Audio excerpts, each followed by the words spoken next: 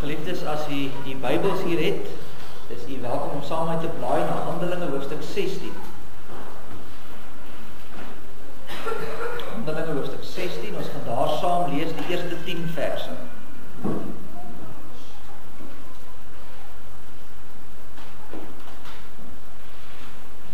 Handelinge 16 vers 1 tot 10, voordat ons saam gaan luister en lees uit die woord van die Here, kom ons bid saam en vra dat die Here ons ook sal seën met die aanhoor van sy woord.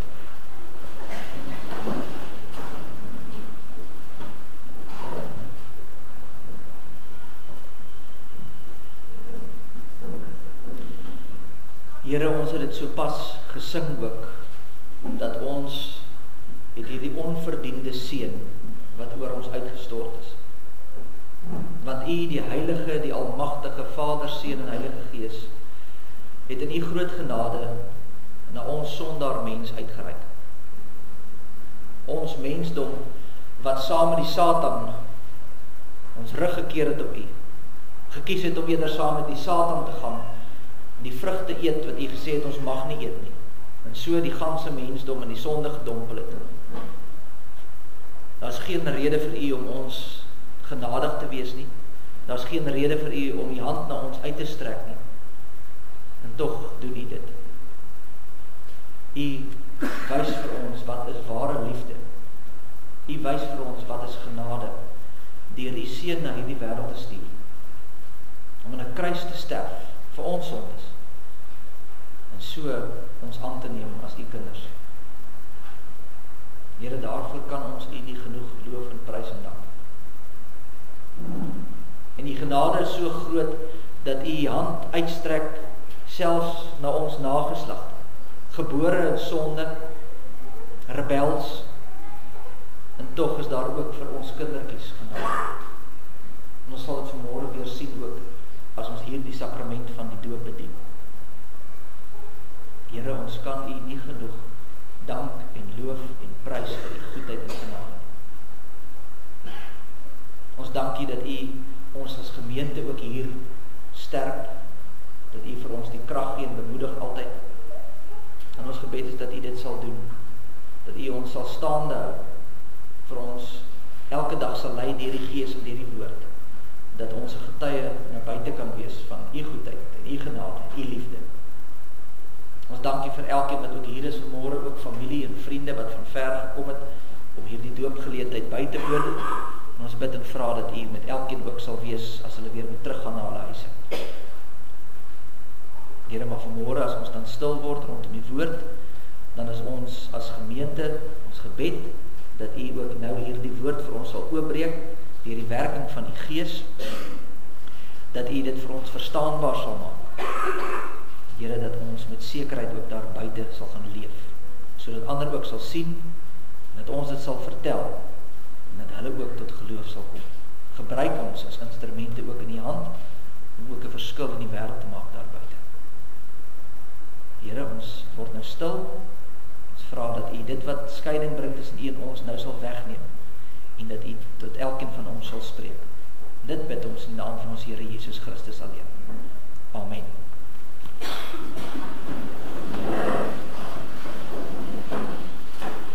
Ek lees vir ons saam uit Handelinge, hoofstuk 16, daarvan vers 1. Hy praat nou hier, dit is nou Paulus, hy sê, en hy het in, nou die hy waarvan hy praat is nou Paulus, en hy het in Derbe, het Lystra aangekom, en daar was 'n disipel met die naam van Timotheus, seun van 'n gelowige Joodse vrou, maar van 'n Griekse vader. Hy het goeie getuienis gehad van die broeders in Lystra en Iconium. Paulus wou hê dat hy saam met hom op reis sou gaan, en hy het hom geneem en besny ter wille van die Jode wat in daardie streke was, want hulle het almal geweet dat sy vader 'n Griek was. En op hulle reis deur die stede het hulle die verordeninge wat deur die apostels en die ouderlinge in Jerusalem vasgestel was, aan hulle oorgegee om te onderhou. En die gemeentes is versterk in die geloof en het elke dag vermeerder in getal. En hulle het deur die land Frigië en Galasië gegaan, omdat die Heilige Gees hulle verhinder het om in Asië die woord te verkondig. En toe hulle by Misië kom, het hulle probeer om na Bithynië te gaan, maar die Gees het hulle dit nie toegelaat. So het hulle dan van Misië verbygegaan en na Troas afgekom. En Paulus het 'n gesig in die nag gesien. Daar staan 'n Macedoniër wat hom smeek en sê, kom oor na Macedonië en help ons. En toe hy die gesig gesien het, het ons dadelik probeer om na Macedonië te gaan, omdat ons versekerd was dat die Here ons geroep het om die evangelie aan hulle te verkondig. Net tot sover uit die woord van die Here. Salig is ons die woord van die Here hoor en dit ook in ons harte bewaar. Nou geliefdes, hierdie gedeelte wat ons nou gelees het hier in Handelinge 16 gaan oor Paulus wat nou gereed maak vir sy tweede sendingsreis. Dit gaan nou uit in die vorige hoofstuk het hy nou teruggekom van die eerste sendingsreis. Nou maak hulle reg om na die volgende sendingsreis deur Klein-Asië te toer en op te gaan om die woord te gaan verkondig. En wat ons dan hier sien is dat daar die jong disipel is met die naam van Timotheus. Nou dis die brief wat ons ook in die Bybel kry, wat ons later skryf Paulus aan hom die brief. Dis hierdie Timotheus. En dit is 'n man wat 'n baie groot invloed op Paulus se lewe gehad het. Hy noem hom later sy geliefde seun in die geloof. Hy het hom in die geloof eintlik half aangeneem en sê dis nou my seun. So het 'n baie groot impak op Paulus se lewe gehad en sy bediening. En hy sê die moet nou saamgaan. Nou hier's 'n paar goedjies waarby ons vanmôre gaan stil staan. Die eerste ding wat dalk vreemd in die teks is wat jy nou gesien het wat ons terwyl ons gelees het of toe jy nou self saam gelees het, is dat toe Timotheus ingetrek word in hierdie geselskap om nou saam te gaan op die sendingsreis. Dus die eerste ding wat gedoen word is dat hy besny word. Hy wat Timotheus is. Paulus sê nee, ons gaan hom besny. Nou het ek net gou vir die agtergrond skets. As jy die vorige hoofstuk gaan lees, in Handelinge 15, dan sal jy sien, dan het Paulus en Barnabas nou teruggekom van hulle eerste sendingsreis. Hulle was nou hier bo-op waar vandag Turkye is, hulle daar sendingwerk gedoen. Nou kom hulle terug in Jerusalem en hier is 'n groot vergadering bymekaar geroep. Ons sal dit nou vandag in ons kerklike kringe sal ons dit 'n synode noem, waar al die dominees en die klomp nou bymekaar van die ouderlinge. Hier was die apostels en die ouderlinge bymekaar. En by die geleentheid gee Paulus hulle dan nou terug. Almal wil nou weet wat het gebeur met die klomp heidene. Dis nou die eerste sendingsreis wat nou in die heidense wêreld ingegaan het. En hulle wil nou weet wat het gebeur en wat is hulle ervarings, hoe die heidene die woord ontvang en dis meer, so hulle het 'n bietjie terugvoer gegee. Maar die rede hoekom hulle daar by mekaar was, hierdie klomp in Jerusalem, was omdat daar 'n klomp Jode wat tot bekering gekom het, die mense in Judea, wat nou eerste die evangelie gehoor het, die Jode wat ons nou, hulle het ons die Ou Testament nou geken, al die jare. En nou het Christus gekom en dis van hulle wat nou eerste tot bekering kom. En hierdie klomp Jode wat tot bekering kom, sê toe, maar as daar nou mense van die heidendom uitkom, dis nou die Grieke en die Romeine en al die ander volke, wat nou nie die Ou Testament ken soos wat ons het nou ken, hulle is nou nie te nie. As hulle nou in die kerk inkom as Christene, dan moet hulle besny word. Dit was die saak wat hulle op die tafel sit. Hulle het geglo dat die heidene moet nou besny word, want dit was nog al die jare ons die teken van die verbond. In die Ou Testament, as jy 'n gelowige was, dan het jy juis besny en dan is jou seentjie besny op die 8ste dag. So dit was die teken van die verbond wat oorgedra is van generasie na generasie. En hulle sê want daai teken moet gehou word. En dis waaroor hierdie vergadering nou gaan.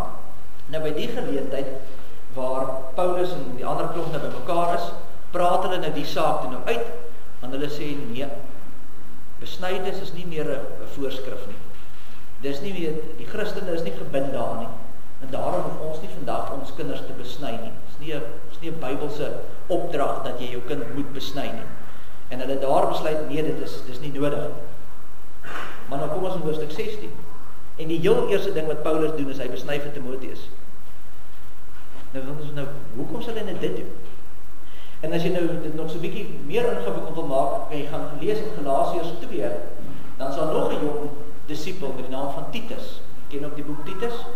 Nou Titus was ook nie besny. En toe die Jode ook gesê, maar Titus moet ook besny word. Toe sê Paulus, not a tikkie. Gaan nie vir Titus besny nie. Gaan nie gebeur nie. En dan verwonder ons nou, maar wat gaan nou hier aan?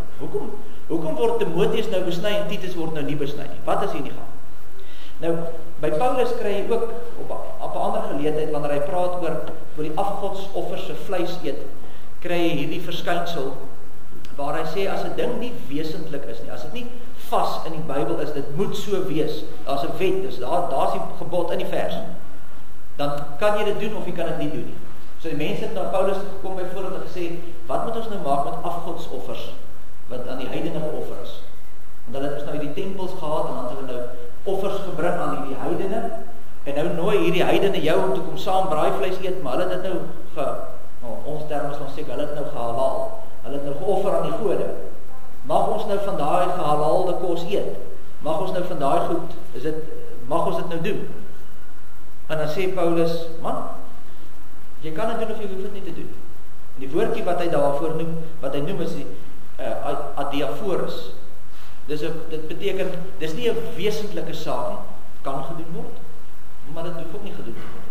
En dan gebruik hy die voorbeeld sê, daar's van julle wat sterk in die geloof is, die sterker broeders. Hy praat van die swakkeres en die sterkers. Die wat sterk in die geloof is, weet mos nou al, julle weet mos in die tyd, man, wat in jou mond ingaan is nie wat jou onrein maak nie. Dis wat by jou mond uitkom. Dis die probleem. As jy daai weet het, jy daai rustigheid, jy's in die geloof sterk, eet daai braaivleisie, is lekker man. Is lekker om vleisie te braai saam met die vriende. Eet hom. Maar nou sê hy, maar pas op nou, versigtig. Want daar is dalk mense wat nou nie op die geestelike vlak is wat jy is nie. En hulle voel dalk nou baie sterk hieroor. En as hy terwille van hulle, as daar nou iemand is wat aanstoot neem, as daar nou iemand sê, nee, jy kan nie dit doen nie, moet hom nou nie laat struikel. Los dit dan eerder. Moet dit dan eerder nie doen. So dit is die adiaphorus. Dit kan gedoen word, dit is nie 'n vaste saak wat gedoen moet word. En as ons nou teruggaan na Timoteus en Titus, as hulle nou kom by die besnydenis, dan sê hy besny nou vir Timoteus, maar nie vir Titus nie. Nou hoekom nie? Dit is ook dieselfde gedagte, maar die probleem is, die Jode van daai tyd daar was die voorreg om te sê, jy kan dit doen of jy hoef dit nie te doen. Dis die opsie. Maar toe wil iemand dit 'n wet maak. Toe wil hulle 'n voorreg wat sê, jy kan dit doen of jy kan dit nie, sê, nee, dit moet 'n wet wees. En dis hoekom Paulus toen sê, maar in daai geval gaan ek nie vir Timoteus, vir Titus besny nie. Want nou wil julle iets wat nie wesentlik is nie, julle wil iets wat jy kan doen of nie kan doen nie, wil jy nou verhef tot 'n wet. En daarom het hy gesê, nee, ons gaan nie vir Titus besny nie. Hy het wel vir Timoteus besny, nie omdat hy gedink het is teologies reg nie, nie omdat hy gesê het, ons moet ons kinders besny nie, maar dood eenvoudig omdat het strategies was. Want, wat nou gebeur het, is hy gaan nou vir Timoteus saamvat op sy sendingsreis. Maar die mense ken vir Timoteus. Hulle weet sy ma Eunice is 'n gelowige Jood, maar sy pa was 'n Griek. Maar dan hy was nie besny toe hy 'n kind was nie. En nou weet jy mos hoe's mense. En Paulus het dit ook geweet. As hy nou daar aankom met 'n heiden, want sy pa is 'n Griek, so hy word nou gesien as 'n heiden. En hy begin nou onder die Jode werk en sê, maar hier's die woord van God, en hier's breek ons op en sê, maar wie is hierdie heiden? Hy is nie eens besny nie, en hy vir ons kom sê, wat staan in die Bybel? Wat staan in die Ou Testament? En dis hoekom Paulus vir Timoteus laat besny, want dit is strategies. Want nou kan hy sê, ek het hom aangeneem as my geestelike kind, ek het hom besny, so weet jy wat, hy is ook 'n kind van God. Julle kan maar na hom luister. En dis hoekom hy so doen. Maar daar is nie 'n wet gewees, jy moet besny, of jy moet nie besny nie. Kan dit doen? As jy wil, doen dit. Jy kan jou kinders vandag nog laat besny. Maar as jy nie wil, is dit ook reg. Daar is nie 'n wet daar nie. Nou, ek wonder seker nou wat dit nou alles met die doop te doen, dit is nogal belangrik, want ek wil hê jy moet die beginsel verstaan, want daar is baie mense wat vandag vir ons sê, julle doen sonde deur julle kinders te doop. Dis 'n sonde om babas te doop. Dis 'n wet, hulle het allerlei snaakse leringe oor, jy maak 'n derde oog oop en ek weet nie wat se twakkels nie. En dis 'n groot sonde as jy kinders doop. Wat hulle nou doen is, hulle sê net volwasses mag gedoop word, en hulle verhef dit tot 'n wet. Hulle sê, dis die enigste manier. En dis nie wat ons in die Bybel sien. Gewoonlik sal hulle teks aanhaal soos Markus 16:16 sê, hy wat glo en hom laat doop sal gered word. En dan sê hulle, sien jy, babas kan ons nog nie glo nie, babas kan hulle nie laat doop nie. Met ander woorde, babas mag nie gedoop word. Dis die redenasie. En jy kan maar gaan kyk in die Nuwe Testament, daar's nie een vers wat sê dat babas gedoop is nie. Jy kan gaan soek. Daar's nie een plek waar daar eksplisiet staan dat 'n baba gedoop is nie. Dit staan nie in die Nuwe Testament. En hier sien ons die verskil tussen die Ou en die Nuwe Testament. In die Ou Testament was die teken van die verbond 'n opdrag gewees. Jy moes jou seentjie laat besny het. Uitgemaakte saak. Jy het nie 'n keuse gehad nie. Abraham kon nie kies of hy vir Isak wou besny nie. Dit was 'n opdrag, jy moet dit doen. Dit was so ernstige opdrag, dat toe Moses dit nie doen nie, lees ons in Eksodus 4, dat daar staan, die Here vir Moses wil doodmaak. Hoekom wou hy vir Moses doodmaak? Want hy het nie sy seuns besny. Hy het nie die opdrag nagekom nie. Dis hoe ernstig die saak was. Dit is 'n opdrag, jy moes jou seuns laat besny. Maar in die Nuwe Testament is daar nie 'n direkte vereiste om te sê, jy moet jou babas laat doop nie. Nou moet ons ook dadelik sê, daar is ook nie 'n teks in die Nuwe Testament wat sê, jy mag nie 'n baba doop nie. Staan nêrens in die Bybel. Geen vers in die Bybel gesê, jy mag nie 'n baba doop nie. Staan nie. Is nie daar nie. En die feit dat daar nêrens vir ons eksplisiete teks is wat sê, dit moet jy doen of dit moet jy nie doen nie, sê vir ons 'n paar dinge. Die eerste ding is dat ons baie versigtig moet wees en geduldig moet wees met mekaar, want dis nou wat baie keer gebeur, en sekerlik dalk ook vriende wat hulle laat groot doop het, of wat in 'n kerk is wat groot doop, en gewoonlik stamp ons koppe oor die doop, en ons stry met mekaar oor, is dit nou groot doop of is dit nou klein doop? En ons moet besef, dis albei gelowige mense, wat net wil hê, hulle soek net wat God soek. Ons is vurig, want ons wil weet, wat is die regte manier om te doen? En jy moet onthou, die persoon wat met jou verskil oor groot doop en klein doop, bly 'n gelowige. Dis nie die duiwel omdat hy nou groot doop nie. Want jy is ook nie die duiwel omdat jy klein doop nie. Dis gelowige mense wat verskil oor sekere inhoud. So ons moet geduldig wees met mekaar. Dis die een ding. Die tweede ding wat ons moet weet, is dat as ons dan die saak wil besleg, as ons nou op 'n punt wil kom en sê, okay, maar hoe werk dit nou? Dan moet ons afleidings maak uit tekste uit die Bybel uit. Want daar is nie 'n teks wat sê, jy mag 'n klein kindjie doop, of jy mag nie 'n klein kindjie doop nie. So ons gaan moet weier gaan as dit. Ons gaan moet dan sê, okay, daar is nie 'n teks nie. So hoe weet ons wat is reg en wat is verkeerd? Ons begin kyk na tekste en hulle verband. Ons gaan kyk na die Bybelse beginsels in Hebreë. So nou gaan ons nie net na een versie kyk of twee versies, nou kyk ons al weier en ons kom uiteindelik by die standpunt gevorm uit die Bybel uit. Nou ek is oortuig dat ons babas moet doop, en ek is oortuig daarvan uit die grond van afleidings uit die skrif uit. Maar dan moet ons ook dadelik vir mekaar sê en eerlik wees ook, meeste van ons glo die manier omdat ons so groot geword het. Dis hoekom jy dit so glo, want ek het groot geword in 'n kerk waar babas gedoop is. My pa het dit gedoen, my oupa het dit gedoen, my predikante het dit gedoen, my professors by wie ek geleer het almal gesê, dis die regte manier, en ek het opgekyk na hulle, en ek weet hulle is goeie mense, en hulle is ernstig oor die skrif, en daarom was dit vir my nog nooit 'n probleem om dit te glo. Maar ek het ook vriende wat in ander kerke groot geword het, want hulle is nie gedoop as kinders. En hulle pa het nie, die ouers het nie hulle kinders gedoop nie, en die oupas en die oumas het nie hulle kinders gedoop nie, en die pastore en die dominees in hulle kerk het nie die kinders gedoop nie, en hulle geliefde professore by wie hulle klas gehad het, ook daarteen geleer, en gesê, maar hulle dink dis verkeerd. En daarom moet ons maar op 'n stadium op 'n punt kom, waar mens ook sal moet sê, as dit by hierdie tipe van saak kom, so 'n bietjie terugstaan en sê, maar ek kan nie net luister wat sê my pa, en my ma, en my oom, en my tannie nie. Ek moet uiteindelik vra, wat sê die Here? Want hier is 'n klomp mense wat sê, dis reg, 'n klomp mense wat sê, dis reg. Wie gaan jy nou glo? Jy moet teruggaan na die skrif. Dis waar ons die antwoord moet kry. Nou, voordat ons by die argumente vir babas wat gedoop word kom, is daar 'n paar goed wat ek net vir julle wil noem wat ons ooreenstem. As ons met groot dopers en klein dopers by mekaar kom, dan is daar 'n paar dinge wat ons sê, maar ons stem ooreen oor hierdie dinge. En die eerste is dat dit 'n instelling is deur wat die Here self maak. Die Here Jesus in die Nuwe Testament gesê, julle moet mense doop, en dat hierdie teken die teken van die verbond is. So dit is 'n teken dat jy deel het aan hierdie verhouding met die Here. Dis 'n verbondsteken, en in daai sin het dit ooreenkoms met die besnydenis van die Ou Testament. Nou moet my nie verkeerd verstaan nie, ek sê nie die besnydenis en die doop is dieselfde nie. Is nie dieselfde nie, daar's verskille. Maar dit het tog sekere dinge in gemeen. En een van die goed wat in gemeen is, dit is albei 'n teken van die verbond. In die Ou Testament is kindertjies besny, dis die teken van die verbond. In die Nuwe Testament is mense gedoop, dis die teken van die verbond. So daaroor stem die groot dopers en die klein dopers, daar staan stem ons saam. Ons sê, dis 'n teken van die verbond. Ons albei stem saam, albei kante, dat in die Ou Testament was besnydenis nie opsioneel.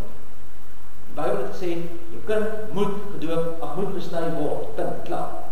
En dit sê die groot dopers en die klein dopers, ons stem daarmee saam. Ons stem ook saam, dat die teken van die verbond in die Ou Testament, was 'n teken wat van God se beloftes, en van sy verlossing, maar wat slegs deur die geloof ontvang word. En wat dit beteken is, jou besnydenis het jou nie gered nie. Dis baie duidelik in die skrif. Paulus maak dit baie duidelik in Romeine 2, sê hy, die feit dat jy besny is, beteken niks as jou hart nie besny is nie. Met ander woorde, daar moet wedergeboorte wees. God moet jou hart verander. Anders is hierdie ritueel van besnydenis net 'n ritueel. Dis nie ware redding nie. So met ander woorde, die feit dat jy besny is, red jou nie. Dit is geloof wat jou red. So jy kan nie net staat maak op die uiterlike teken nie. Maar in die Ou Testament was die uiterlike teken betekenisvol, omdat dit 'n teken was van God se beloftes, wat ook gegee is aan die wat glo. Gelowige ouers aan hulle kinders. Dit is 'n verbondsteken vir Abraham en sy nageslag, die wat na hom kom. So hoe dit gewerk het in die Ou Testament, so, as jy nou 'n heiden was, jy het nou nie geglo nie, jy het nie groot geword in die Joodse tradisie nie, jy het nie die skrifte geken nie, en jy het iewers langs die pad, het iemand jou vertel van die Ou Testament, jy het gesê, ja, maar dis die waarheid, ek glo dit. Dan het jy gegaan en jy het in die openbaar belydenis van geloof afgelê, amper soos wat ons doen as ons nou in graad 11 kom, ou standaard 9, dan staan ons voor, dan bely ons voor mense, ons glo die ding. Nou dit is wat jy moes doen. Jy moes bely dat jy 'n kind van die Here is, en dan het jy in die Ou Testament nou, en dan is jy besny. Maar as jy dan nou getrou het, en jy het kinders gekry, en jy het 'n seentjie gekry, dan was daai seentjie op die 8ste dag besny. Dit was, so hier's 'n beginsel wat vir ons gegee word. Die verbondsteken word gegee aan die een wat bely dat hy gelowig is, nou kry jy die verbondsteken. Maar jou kinders kry dan ook die verbondsteken op die 8ste dag voor hulle glo. Maar vir 2000 jaar was dit die beginsel, die gebruik reg deur die kerk van die Here in die Ou Testament. Dit was die beginsel. So as mense vandag sê, maar julle mag nie julle kinders doop nie, want hulle glo nog nie, dan gaan jy teen 'n Bybelse beginsel. Want in die Ou Testament is dit vir 2000 jaar die beginsel gewees, dat die gelowige wat tot geloof kom bely, en hy kry die teken, en dan die kinders daarna, voordat hulle die geloof kry. So dit is heeltemal 'n Bybelse beginsel om te sê, maar ons doop ook ons kinders. Nou ja, dis hoekom ons ook vanmôre 3 kinders gaan doop hierso. Want ons glo, dis 'n beginsel wat oor die jare gekom het. As God dit nie wou gehad het, as God besluit het in die Nuwe Testament, maar hierdie beginsel wat nou vir 2000 jaar al is, dat die kinders die teken kry, en hy wou dit nie gehad het, dan sê ons, dan sou hy dit sekerlik in die Nuwe Testament vir ons platant gesê, hou nou op om kinders die verbondsteken te gee. Stop daarmee. Julle mag dit nie doen, maar dat was nie so vers. En daarom doop ons kinders. 'n ander argument wat ons baie keer kry is maar uit Handelinge self uit, in Handelinge, die boek Handelinge, vertel ons wat het nou gebeur nadat Jesus nou gekruisig is. Dit daai volgende 30 jaar plus minus van Jesus se kruisiging, wat het nou gebeur in die kerk, die vroeë kerk. En in hierdie boek van Handelinge kry ons 12 voorbeelde van mense wat gedoop is. En in al die 12 voorbeelde was dit groot mense wat gedoop is. Staan, het hulle name gesien, ja, groot mense wat gedoop is, en weer eens sal mense sê, maar sien jy, Markus 16:16 sê, hy wat glo en om laat doop, hy sal gered word, weer eens die afleiding, maar kinders kan dan ons nie gedoop word nie, want hulle kan nog nie glo nie. Maar ja, ons sien nou in die 12 voorbeelde wat ons het, sien ons wel, dat 3 van die 12 staan daar, dat die mense gedoop is, en hulle hele huisgesin. So dit was nie net hulle nie, maar ook die huisgesin. Nou sê mense, ja, maar dit is noodwendig dat daar babas was. En baie van julle het huisgesinne wat nie meer klein kindertjies het. So dit kon dalk ou mense wees wat nog kinders in die huis gehad het, maar hulle kinders sal groot en hulle kon verstaan, en dis dalk die rede hoekom hulle gedoop. En weer eens, dis 'n moontlikheid. Ons kan nie sê dit is nie so nie, Maar dis 'n moontlikheid, dis 'n geldige argument. Maar wat egter onbetwisbaar is dat die rede vir hoekom die kinders in die Ou Testament die teken van die verbond ontvang het, was die beginsel van eenheid in die gesinsverband. Abraham, ek maak met jou 'n verhouding en jou nageslag na jou. 'n eenheid. Jy en jou kinders. En wanneer ons in die Nuwe Testament dan sien dat iemand gedoop word, hy word 'n lid van die kerk, hy word ingelyf in die kerk en sy hele gesin word dan saam, die huishouding word saamgedoop, dan sien ons dieselfde beginsel. Dieselfde beginsel word gehandhaaf. Die eenheid in die gesin. En op grond daarvan sê ons, maar dan moet kinders ook gedoop word, ongeag groot of klein. Nou alle gereformeerde kerke wat kindertjies doop ook groot mense. En dis hier by ons ook so. Dis van julle wat vanmôre dalk hier sit. Ek kan nou nie onthou wie's almal groot gedoop hier by ons nie. Maar dis die beginsel wat in die Handelinge en die boek Handelinge staan. Die gereformeerde kerke handhaaf daai sien. As jy as 'n groot mens tot geloof kom, dan staan jy voor. Jy bely jou geloof. Sê ek is 'n kind van die Here. En dan doen ons jou. En dan val ons terug op die ou beginsels wat al vir hoeveel duisend jaar in die Bybel vir ons opgeteken is. Daarna word jou kinders die teken van die verbond gegee voor die geloof. Voor daar geloof is. En dis hoekom ons kinders doop. Elkeen van hierdie 12 voorbeelde wat ons het in die Nuwe Testament van mense wat gedoop is nie Jode. Met ander woorde, hulle is die eerste persoon in hulle gesin wat tot bekering kom. En daarom sal hulle groot gedoop word. Want daar is nog nie kinders gewees nie. As ons 'n teks gehad het wat sê, maar hierdie mense het in Christelike huise groot geword en toe is hulle groot gedoop, dan het ons gesê, die kinders mag nie gedoop word. Maar dat is nie so 'n teks nie. Die laaste argument is die een uit die historiese punt. En daar is al baie mense wat sê, ja, die hele Nuwe Testament is daar nie 'n woord wat een teks wat sê dat 'n baba gedoop moet word. En in die eerste 150 jaar na Christus is daar nie een geskrif waar daar staan 'n baba is gedoop nie. Daar's baie dokumentasie wat oorgebly het. Daar's baie literatuur uit daai tyd wat daar is. Maar nêrens staan daar, en vanoggend het ons vir klein Sannie gedoop. Daar is nie so inskrywing nêrens. Die eerste inskrywing wat ons het, kom hier uit die 2de eeu na Christus, en daarin word gesê dat die universele praktyk in die kerk was om babas te doop. Dis die eerste inskrywing wat ons het. Sê, dit was die praktyk. Nou, dit weer eens, moet ons toegee, dit kan wees. In 100 jaar kan daar baie dinge skeefloop in die kerk.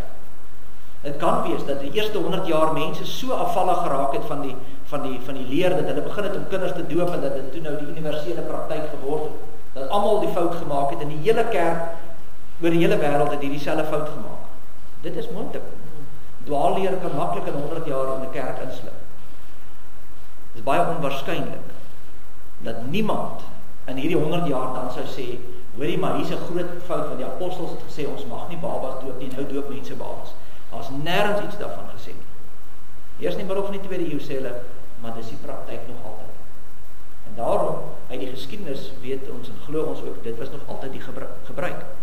Nou waar die groot fout gekom het, is baie jare later, in die 1600s, toe die Rooms-Katholieke kerk skeur, die protestante en die Rooms-Katholieke, toe is daar 'n groepering wat ons noem die Anabaptiste, wat in Switserland was. Hulle het nou gesê, nee, wag, die Rooms-Katholieke kerk het die fout gemaak, en hulle het die fout gemaak. Hulle het gesê, as jy gedoop is jy gered. Dis die Bybels nie, dis die waarheid. En toe sê hulle, maar hulle is nou bang, as hulle nou weggebreek van die Rooms-Katholieke, en as hulle nou kindertjies gaan doop, dan gaan mense dalk hierdie verkeerde leer glo. Ons gaan ophou om ons kinders te doop. So jy het eintlik die klassieke voorbeeld van die baba wat met die badwater uitgegooi word. Hulle het nou, omdat daar moontlike fout kan wees, het hulle nou gesê, kom ons doen dit glad nie meer nie. En daarom doop hulle net groot. Maar uit die geskiedenis uit die vroeë Christelike kerk, was het nog altyd, babetjies was die universele manier hoe het gedoop is. Nou geliefdes, is nou weer 'n lang relaas, naas baie feite, ek weet, is nou 'n bietjie meer amper 'n lesing as 'n preek. Maar dit is goed wat mense altyd oor wonder en vra. Is ons regtig op die regte spoor met kinderdoop? Ja, dit is. Bybels is heeltemal geregverdig. Maar ons moet onthou, dit gaan uiteindelik oor Christus. Die feit dat Timoteus besny is en Titus nie besny is nie. Wys vir ons in elk geval dat die uiterlike teken van die verbond was nog nooit belangrik. Dis nie die ding wat jou red nie. As jy gedoop is, beteken nie jy is gered nie. Die doop is 'n teken wat jou wys na die een wat jou red. En daarom heg ons nie meer waarde as soos wat die Rooms-Katolieke en ander doen, sê maar jy moet gedoop word en dan as jy gered. Nee, dis twak. Die teken is die waarwordende seël wat vir jou sê, maar die een wat vir jou gesterf het, dis een met jou gered. Dit wys na Christus. Dis waaroor dit gaan. En wanneer ons kinders doop, dan bely ons eenvoudig, hulle behoort aan die Here. Hulle is die Here se kinders. Nie omdat hulle glo nie omdat hulle wonderlik is en hulle alles reg gedoen het of dit of dat, omdat God se genade so groot is, dat hy met ons en ons kinders in die verbond sluit. Die doop is 'n teken van God se werk in die lewe van ons kinders. Gaan oor Christus se werk, gaan oor sy verbond. En al wat ons sê is dankie Here. Dankie dat U met ons en ons kinders bemens maak. Dankie dat U ons nie net wegjaag soos wat U behoort te doen nie, maar met ons en ons kinders nog hierdie band bou. Dis waar ons gaan soos môre